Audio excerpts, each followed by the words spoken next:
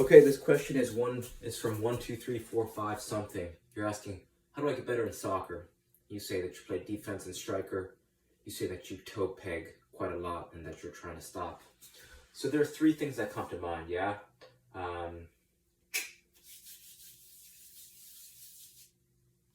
And they're dribbling, right? They're juggling, passing, or shooting. Those are kind of like the fundamentals, right? And you can train each of these for a few minutes a day. And here are the cheat codes, right? Here are the things that you want to know. In terms of ball mastery, right? Let's start with dribbling. There's an app, it's called Cover Coaching, and or Cover Skills, forget. Just search Cover, Coerver. It's an app on the App Store, or there's an Android app, or you could YouTube Cover Skills Mastery. And there's beginner, right? You want to learn the fundamentals of ball mastery, because as you start to master the fundamentals of ball mastery, what this will allow you to do is allow you to get your head up, be more aware of the field, make better decisions, and right, the better decisions you make, the more fun that you're going to have playing, right? I think the first one that they teach is the simple, right? This is the first, it's the just knocking back and forth, right? So this is something that you could do anywhere, right? Investing in a size 1 ball, or even using a dog toy or a tennis ball, literally whatever you have lying around the house, even a basketball, even if you might have a foam ball, volleyball, whatever. Just start knocking a ball and developing an awareness of the ball at your feet, right? Simple as that. The next thing, okay, so you want to build a ball mastery habit, or a practicing habit. So if it's, you come back from school and then it's 1 minute a day, right? Once you build the tiny habit, then you can increase the volume and intensity. But first you want to focus on just building the habit. So 1 minute a day, 2 minutes a day, just do this, right? Nothing crazy. Anyone, right? If you're really serious about it, write it down, and then 1 minute just doing these. You go to the left, to the right, go forward, go back, right? Just have fun with it. Another option is you could do this while you're watching TV. Anytime that you could be walking, you could be dribbling, right? So let's say you walk to school, just bring a ball with you to school, or walk on your way to work. You kind of want to take a soccer vacation, is what I call it. It's where you're perpetually playing. It's not so much that you're setting aside time for practice. Your whole day is like a perpetual, it's just filled with effortless play, right? The more touches you get, the more mistakes you can make, and then the more that you can learn and start to, capitalize on that learning by having more fun, right?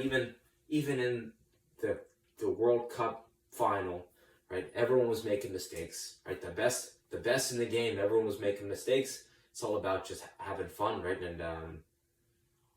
And staying relaxed. You gotta be relaxed when you're starting to learn these skills, because if you start to get frustrated, or it starts to turn not fun, right? Your mindset, being relaxed, having fun with it, breathing, right? Because you want to start to take your mindset from training and playing to the field, right? Because if you kind of build up this intense pressure of yourself while you're learning, it's supposed to be fun. You got to bring that joy, you got to bring that play, that sense of play onto the field. So that's something to keep in mind. The second thing you might want to consider is learning this dribbling sequence. It's called the Tom Turnbull dribbling sequence. It goes like this. It goes outside, outside, inside, outside, inside, outside, outside, inside, outside, inside, outside, outside, inside, outside, inside. The reason why this is so effective is because it's easy to memorize. Since it's easy to memorize, it's easy to execute.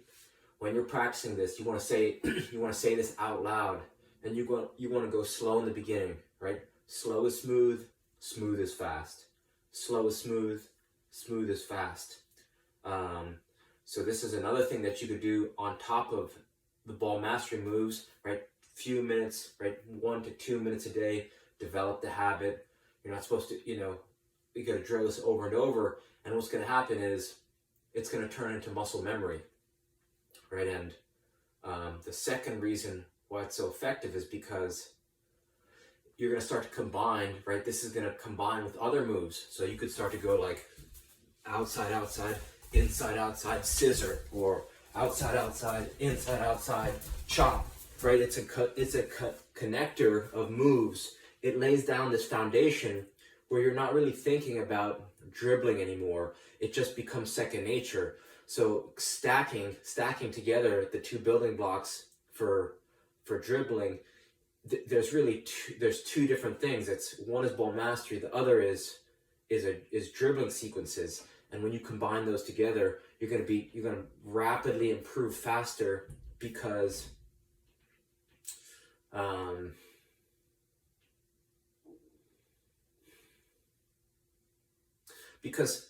the ball mastery moves, it's like you're practicing these to a point where you don't have to think about it anymore.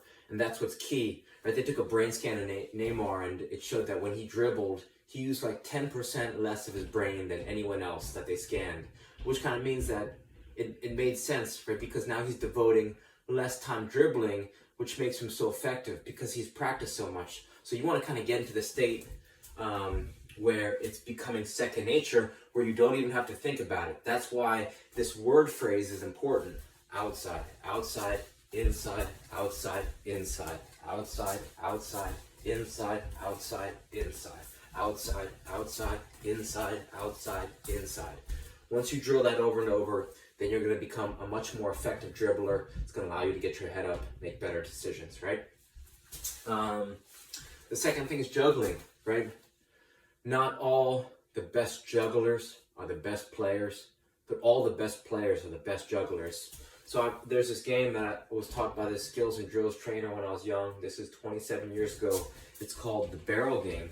And basically you have a bucket or a garbage can or a hamper, a vessel of any kind, something that you can aim to and kind of get inside. And basically all you do is you just juggle into it. And this is nice because it's measurable, right? I can measure 1, 2, 3 steps out. I've got just a simple size 1 ball, the same one we were doing dribbling with. But you can use anything you got, balloon, volleyball, even a basketball, whatever you have. Just keep it, just get a lot of touches, have fun with it. And you want to start to use, right, so we're going to go through the whole progression. I'm going to show you the progression. With the right foot it goes.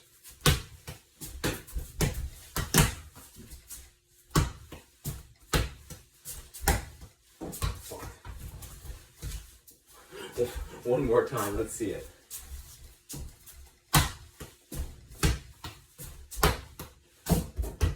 You get the idea. So you go right foot first, and you could go with or without a bounce. Then you go left foot.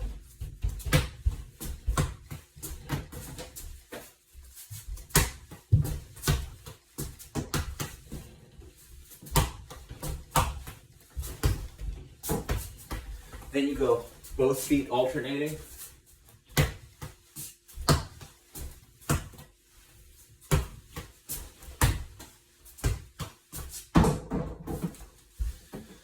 And then you go right thigh. You could do with or without a bounce. Then it's left thigh with or without a bounce. Then it's both thighs alternating with or without a bounce. And then you could finish with any part of the body you want, with or without a bounce, right?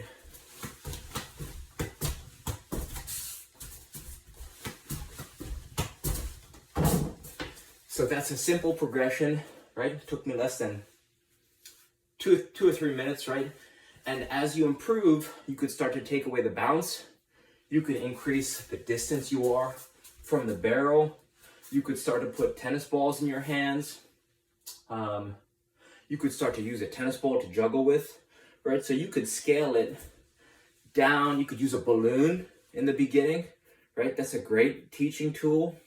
So there's ways to make it easier, go closer, or harder, more farther away, and that you could cater the challenge level to yourself. And I think this is more effective than just telling someone, right? Like, it's fun when you get it in. There's this like, right? When you get in, you're like, hell yeah, it's measurable. Instead of saying, you know, some people don't just like juggling aimlessly. They say, oh, you know, how do you become a better player? Juggle. It's like, well, for how long? It's like, you know, what are the patterns? This one's a more of a simplified way to measure simple progress, and it gives you literally a target to aim for. And I think for that reason, that's why it's fun. It's effective. You could play with your parents. You could play with your friends. You could play with, you know, you go early. You challenge your teammates to do this. I promise you, if you start challenge your teammates to this barrel game before or after practice, you're going to start to fall in love with it. So that's a simple thing you could that you could do. The last thing I'll leave you with is ball and a rope. Simple kick trainer, right? They use kick trainers out of AC Milan. They encourage their kids out of Sevilla, out of Ajax, right? Wesley Sneijder talks about using it, right? So these multi-million-dollar clubs all have their youth players using kick trainers. Why? Because it helps you develop your first touch, really perfecting that technique.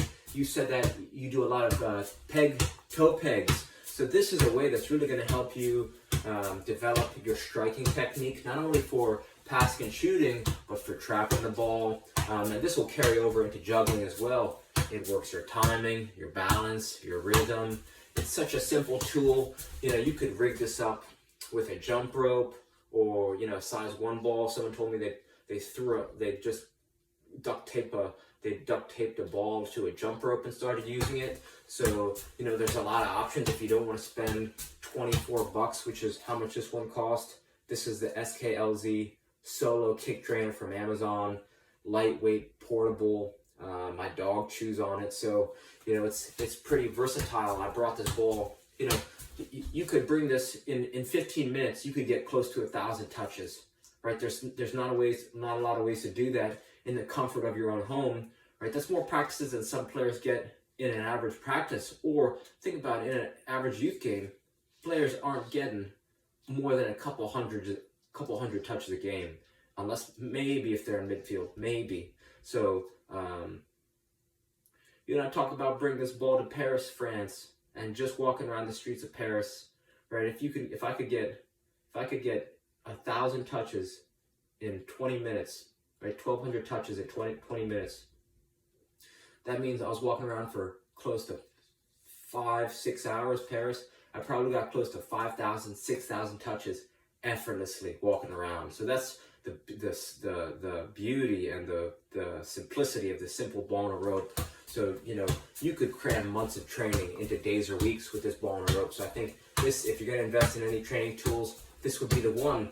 And think about it compared to a wall. Like, some people don't have a wall, a good training wall, or some people don't have the money for a rebounder, and a rebounder is like not portable. So I think for those reasons, or, you know, some people don't have a training partner or brothers and sisters who just always want to play soccer with them. For all those reasons, I think this will really take your game to the next level and just make it effortless and a fun way for you to improve. So try some of those things out and reach out with any questions. All right, thank you.